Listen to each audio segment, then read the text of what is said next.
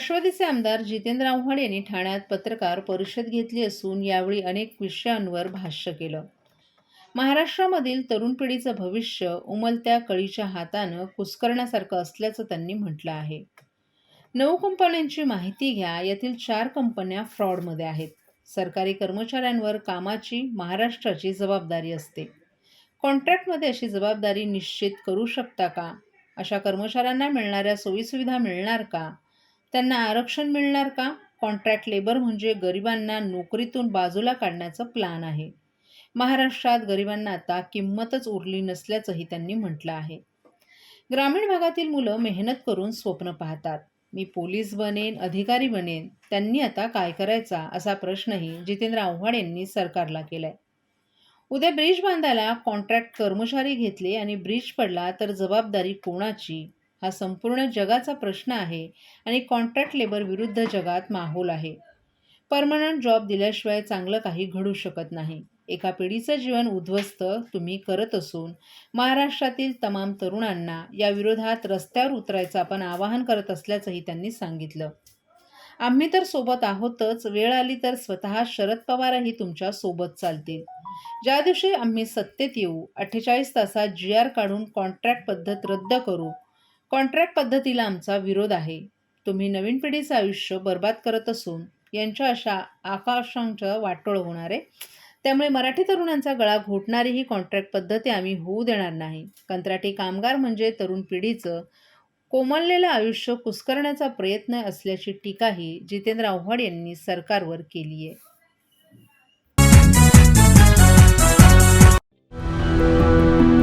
मैं घर घर जाके काम करती हूँ। मेरे हस्बैंड ऐसी बेलदारी मजदूरी करते हैं।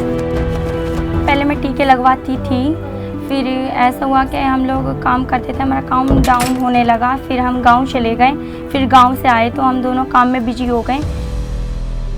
एनम दीदी हमारे एक दिन घर आई, उन्होंने कहा कि मुझे कार्ड दिखाओ। फिर उन्होंने देखा, उसमें कुछ टीके छूटे पड़े। आस पड़ोस में जितने भी बच्चे हैं उनके घर पर गए, उनकी मम्मी पापा से बोले जो जो बच्चे छूट गए हों वो बच्चे अपना टीका लगवा लें।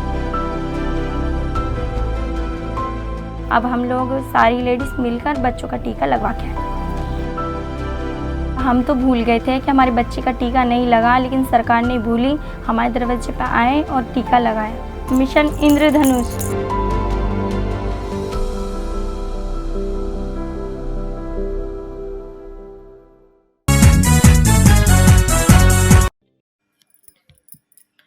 ठाण्यात रेमंड कंपनीच्या हद्दीत असलेली मौजे पाचपाकाडी येथील सर्वे नंबर 127 क्षेत्र या जमिनीचे सन 1930-31च्या 7/12 उतार्यावर वारस हक्कानं आदिवासी कुळाच्या नावावर असताना ही जमीन बेकायदेशीररित्या बळकावून गगनचुंबी इमारतींचे इमले बांधणाऱ्या रेमंड कंपनी विरोधात जिजाऊ शैक्षणिक व सामाजिक संघटनेचे अध्यक्ष निलेश सांबरे यांनी आमरण उपोषणाचा इशारा दिलाय. आज ठाण्यातील शासकीय निवासस्थानी जमिनीचे मालक आदिवासी बांधवांना सोबत घेऊन पत्रकार परिषदेत जिल्हाधिकाऱ्यांकडे न्यायाची मागणी करत होते. यावेळी आदिवासी शेतकरी सुरेश अर्जुन भुयाळ आणि गणपत आबाजी बोडके यांचे संपूर्ण कुटुंबही उपस्थित होते. या जमिनी सुरेश अर्जुन भुयाळ आणि इतर आदिवासी खातेदारांचे पूर्वज कृषक दिनापूर्वीपासून कसब होते हे सिद्ध होते. आज मी ते संरक्षित कुळ म्हणून या सर्व वारसांची नावं प्रस्तुत जमिनीस आजही दाखल आहेत. असं असताना त्यांच्या पूर्वजांचे अशिक्षितपणाचा आणि अडाणीपणाचा फायदा घेऊन गणपत आबाजी बोडके जमीन मालक यांनी कोणतीही पूर्वकल्पना न देता ही जमीन रेमंड उलन मिल लिमिटेड कंपनी यांना 30 जून 1960 रोजी विक्री केली आणि त्यानुसार गावी फेरफार क्रमांक 1982 1 फेब्रुवारी 1961 रोजी नोंदवण्यात आलाय. या विक्री व्यवहाराच्या वेळी त्यांचे पूर्वज जमीन कुळ कायद्यानं कसत होते आणि त्यानंतर आजही ही जमीन वारसांच्या नावं असून कब्जा हक्कात आहे. ते वारस कृषीदिनीस कुळ खरेदीदार म्हणून जमिनीस मालक झाले आहेत.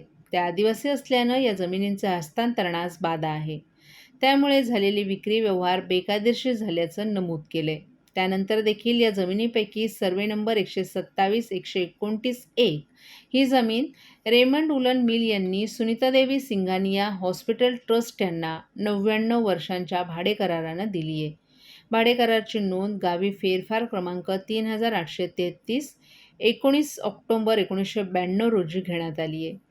यामध्ये फेरफारात इतर हक्कांमध्ये रामा उंद्र्या आणि इतर आदिवासी खातेदारांचे पूर्वज यांचे नाव असून या नावाला बाधा न येता नोंद केली असं फेरफारात स्पष्टपणे नमूद आहे. त्यामुळे त्यांचे पूर्वज आणि त्यानंतर ते सर्व आदिवासी खातेदार या जमिनीचे कायदेशीर मालक असल्याची माहिती त्यांनी दिली.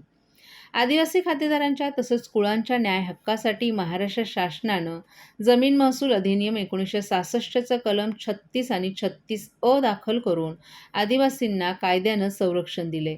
आदिवासींनी धारण केलेल्या जमिनी हस्तांतर करण्यावर शासनानं महाराष्ट्र जमीन महसूल अधिनियम 1966 अन्वये काही निर्बंध घातलेत.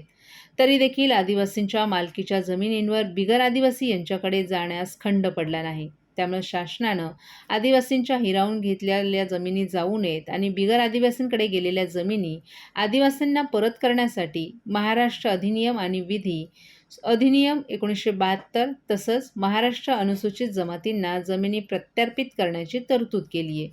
या कायद्यात आदिवासींच्या जमिनी बिगर आदिवासी यांच्याकडे हस्तांतरित होण्यावर कडक निर्बंध घातलेत. तरीही जमीन कुळ वहिवाटीनुसार मूळ आदिवासींच्या जमिनी त्यांच्या वारसांना मिळाव्यात या न्याय मागणीसाठी आदिवासी शेतकरी सुरेश अर्जुन भुयाळ आणि गणपत आबाजी बोडके यांच्या पाठीशी जिजाऊ शैक्षणिक व सामाजिक संघटना उभी राहिली असून संस्थेचे अध्यक्ष निलेश सांबरे यांनी मुख्यमंत्री एकनाथ शिंदे आणि जिल्हाधिकारी अशोक शृंगारे यांच्याकडे न्यायाची मागणी केली आहे. तसंच या शेतकऱ्यांना वेळीच न्याय न मिळाल्यास आमरण उपोषणाचा इशाराही सांबरे यांनी दिला आहे. होत आहे. किती वर्षापासून हा संपूर्ण प्रकार सुरू आहे? हा प्रकार जवळजवळ 2007 पासून प्रकार चालू आहे आणि 2007 पासून आम्ही केसेस केलेले आहेत कंपनीवरती. पण आपल्या शासनाने माननीय जिल्हाधिकाऱ्यांनी जे आमच्या ज्या केसेस होत्या त्या प्रलंबित ठेवल्या आणि रेमंडच्या केस अगोदर चालवून चुकीचे निर्णय आमच्या विरोधात देऊन आम्हाला उगाचच कोर्ट कचेरीमध्ये अडकून ठेवलेलं आहे आम्हाला. आणि आम्हाला न्याय देत नाहीत. आमच्याकडे पुरावे असताना आमचे पुरावे बघितले जात नाहीत. अशा प्रकारचे कोर्ट पण आमच्यावर अन्याय करायला लागलेले आहे. किती सालपासूनचे पुरावे तुमच्याकडे? आमच्याकडे 100 वर्षाचे पुरावे आहेत त्या जमिनीचे. आता तुमची काय मागणी आहे? आमच्या जमिनी आम्हाला परत मिळाल्या पाहिजेत. कायद्याप्रमाणे जे संविधानाने आम्हाला हक्क दिलेत ते संविधानाचे हक्क आम्हाला मिळाले पाहिजेत आणि आम्हाला न्याय मिळाला पाहिजे. आमचे जे काही कायदे आहेत आदिवासी कायदे, आता 2 कायदे आमचे बनवलेले आहेत. त्या 2 कायद्यांनी आम्हाला त्या जमिनी प्रस्थापित करणं आहे सरकारला. पण आमच्याच बिल्डिंगवरती शेतजमिनीवर ह्यांनी बिल्डिंग बांधली कशी काय? अजूनपर्यंत त्या बिनशेती झालेल्या नाहीत जमिनी. आणि ह्याच्या नावावर झाल्या कशा त्या जमिनी रेमंड कंपनीच्या? आणि तहसीलदारनी शिरे मारून असं हे केलं आहे, कुळाला बाधा न येता. त्याच्यानंतर 40-30चा फेरफार 2000 साली झालेला आहे. आता त्याचं वाचन केलं तर त्याच्यामध्ये सर्व लिहिलेलं आहे. कुठल्याही परवानग्या न घेता खाजगीत ह्या जमिनी लाटलेल्या आहेत. आता खाजगीत ह्या जमिनी कशा काय? तुमची पुढच्या आमची मागणी हीच आहे का आम्हाला न्याय मिळाला पाहिजे. आमच्या जमिनी आम्हाला प्रस्थापित कायद्याप्रमाणे झाल्या पाहिजेत आमच्याकडे. ओके.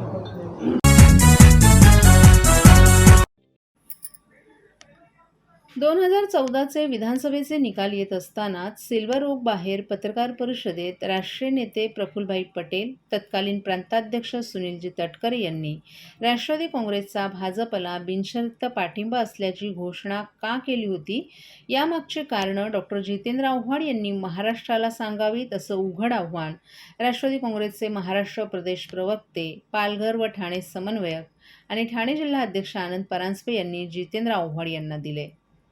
जितेंद्र आव्हाड यांचा स्थायी भाव आहे की अर्धसत्य काहीतरी सांगायचं आणि अर्धसत्य सांगत असताना कायमच महाराष्ट्राची दिशाभूल करायची, हाही त्यांचा स्थायी भाव आहे. 2014च्या लोकसभा निवडणुका झाल्यानंतर आणि 2014च्या विधानसभा निवडणुका होण्याच्या मध्ये अलिबागला हॉटेल रविकिरण येथे 2014मध्ये लोकसभेचे विजयी झालेले उमेदवार आणि जे लोकसभेला उभे होते परंतु पराभूत झाले असे उमेदवार आणि राष्ट्रवादी काँग्रेसचे सर्व आमदार आणि प्रमुख पदाधिकाऱ्यांची 2 दिवसीय आढावा बैठक झाली. यामध्ये विविध विषयांवर चर्चा झाली. यावेळी आपण सोशल मीडियाचे इन्चार्ज असल्यामुळे सोशल मीडियाचे प्रेझेंटेशन दिलं होतं. कुठेही त्यावेळचे प्रांताध्यक्ष सुनील तटकरे यांनी आमदारांची गुप्त बैठक घेतली नव्हती की या बैठकीत भाजपबरोबर जाण्याबाबत विषयही झाला नव्हता अथवा चर्चा देखील झाली नव्हती. किंबहुना 2014च्या विधानसभेचे निवडणूक निकाल येत असतानाच सिल्वर ओकच्या बाहेर पत्रकार परिषदेत बोलताना राष्ट्रवादी काँग्रेसचे राष्ट्रीय नेते प्रफुल्लभाई पटेल, प्रांताध्यक्ष खासदार सुनील तटकरे यांनी राष्ट्रवादी काँग्रेसचा भाजपला बिनशर्त पाठिंबा असल्याची घोषणा केली होती.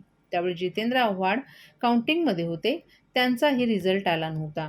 भाजप 122पर्यंत पोहोचला देखील नव्हता. राष्ट्रवादीचे किती निवडून आले ही संख्या माहीतही नव्हती. तर शिवसेनेचे किती निवडून आले हे देखील माहीत नव्हतं. काँग्रेस किती आले, अपक्ष किती आले ही संख्या देखील माहीत नव्हती. अशावेळी विधानसभा निवडणुकीचा निर्णय येण्याआधीच सिल्वर ओकला राष्ट्रीय नेते प्रफुल्लभाई पटेल आणि सुनीलजी तटकरे यांनी पत्रकार परिषदेत बोलताना राष्ट्रवादी काँग्रेसचा भाजपला पाठिंबा दिल्यामागची कारणं जितेंद्र आव्हाड यांनी महाराष्ट्राला जरूर सांगावीत असं त्यांनी उघड आव्हान दिले. जितेंद्र आव्हाड म्हणतात तसं विधानसभा 2014च्या निवडणुका होण्याआधी कोणतीही गुप्त बैठक झाली नव्हती. खोटं बोल पण रेटून बोल आणि माझ्याभोवती राजकारण फिरलं पाहिजे. पक्षापेक्षा मी मोठा हा जितेंद्र आव्हाड यांचा स्थायी भाव आहे.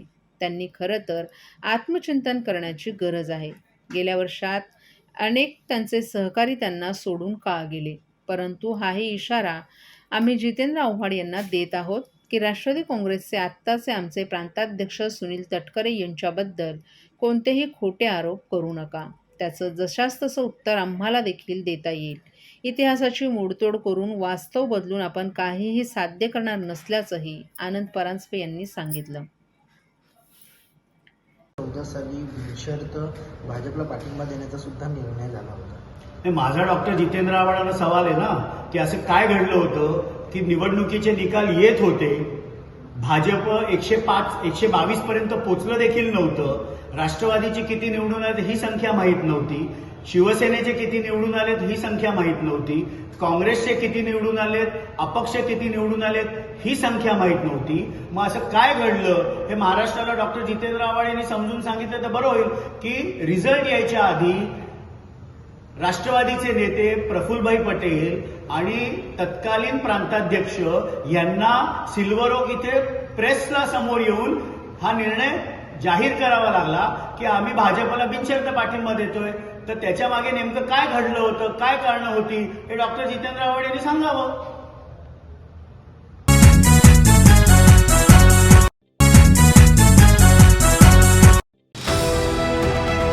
TJSB सौर शक्ती कर्ज गो ग्रीन, करा वीज बिलावर बचत. आकर्षक व्याजदर, 84 महिने परतफेड कालावधी, 80% लोन, व्यावसायिक आणि उद्योजकांकरता सुद्धा. अधिक माहितीसाठी तुमच्या जवळच्या शाखेला भेट द्या किंवा संपर्क साधा. 1800-223-466 आणि 1800-266-3466.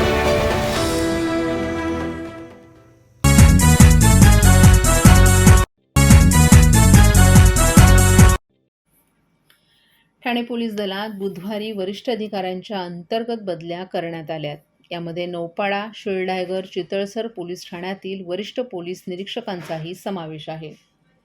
सहाय्यक पोलीस आयुक्त दत्तात्रय कराळे यांनी बुधवारी अंतर्गत बदल्यांचे आदेश काढले. ठाणे पोलीस दलात सर्वात जुन्या पोलीस ठाण्यांपैकी नौपाडा पोलीस स्टेशन आहे. या पोलीस ठाण्याअंतर्गत नौपाडा, गोखले रोड, राममारुती रोड, पाचपाकाडी यासह महत्त्वाचा व्यापारी आणि जुन्या ठाण्यातील वस्तीचा भाग येतो. शिळढायगर भागात मोठ्या प्रमाणात गोदामं आणि कारखाने आहेत. चितळसर पोलीस ठाण्याच्या हद्दीत वसंत विहार, टिकुजनीवाडी यांसारख्या उच्चभ्रू वस्तींचा समावेश होतोय. त्यामुळे हे तीनही पोलीस ठाण्यांना शहर पोलीस दलातील महत्त्वाची पोलीस ठाणी मानलं जातात. सहाय्यक पोलीस आयुक्त दत्तात्रय कराळे यांनी बुधवारी येथील वरिष्ठ पोलीस निरीक्षकांच्या बदल्यांचे आदेश काढलेत. नौपाडा पोलीस ठाण्याचे वरिष्ठ पोलीस निरीक्षक संजय धुमाळ यांची नियंत्रण कक्षात बदली करण्यात आली आहे, तर त्यांच्या रिक्त जागी शहर वाहतूक शाखेचे रवींद्र क्षीरसागर यांची नियुक्ती करण्यात आली आहे. रवींद्र क्षीरसागर यांनी काही वर्ष नौपाडा पोलीस ठाण्यात पोलीस निरीक्षक म्हणून काम पाहिलं होतं. शिळडागर पोलीस ठाण्याचे वरिष्ठ पोलीस निरीक्षक सचिन गावडे यांची नियंत्रण कक्षात बदली करण्यात आली आहे, तर अतिक्रमण विभागाचे संदीपान शिंदे यांची शिळडागर पोलीस ठाण्यात वरिष्ठ पोलीस निरीक्षक म्हणून बदली झाली आहे. चितळसर पोलीस ठाण्याच्या पोलीस निरीक्षक अंजली आंधळे यांची शहर वाहतूक शाखेत बदली झाली आहे, तर वागळे स्टेट वाहतूक शाखेच्या चेतना चौधरी यांची गुन्हे अन्वेषण शाखेच्या अनैतिक मानवी वाहतूक प्रतिबंध विभागात बदली झाली आहे. येत्या 2 दिवसात आणखीन काही पोलीस अधिकाऱ्यांच्या बदल्या होण्याचीही शक्यता आहे.